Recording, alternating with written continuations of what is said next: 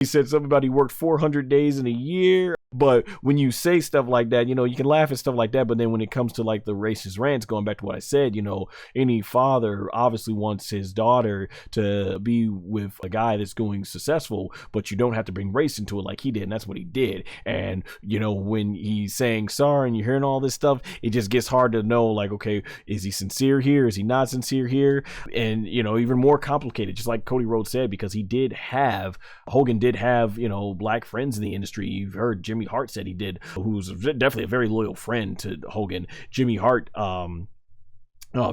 he was loyal to him, but Jimmy Hart was saying how he really helped out Coco Beware, and he went to bat for Kamala, and, you know, he was very good friends with Mr. T, very good friends with Dennis Robbins. And so, you know, even Mike Tyson was saying he felt that Hogan possibly could, maybe he could, or maybe he couldn't, but he said he felt like Hogan he said something in a very bad moment where he wasn't thinking right, and that's not representation of who he is. And, you know, I never heard any of the people that were really close black friends of Hogan having issue with him. Never heard him having any issue. He was very good to his fans from what I've heard, and never heard him having any issues with any black fans and everything in terms of how he treated them and stuff like that. So, you know, like I said, it's possible at his core, Hogan was not an evil person. I don't put him on the level of this evil, malicious person, but he said things that I felt like he was just very ignorant about and not understanding, like, yeah, you can't go around making fun of culture like that, like he did when he was talking about something with Kamala Harris in the bar. Like, yeah, you know, you can't go around saying stuff like that, and if you did, you have to understand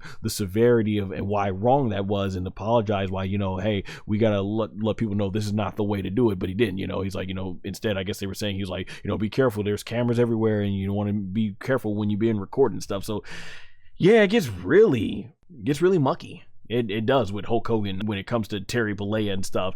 And I've seen some other content creators who were fans of Hulk Hogan, and they were talking about how they feel that, man, this should be a celebration of what he did for professional wrestling. But instead, you have to acknowledge the good and also look at the bad in his life and everything and stuff like that. So yeah, it gets really complicated. Watch the full video by clicking under my handle.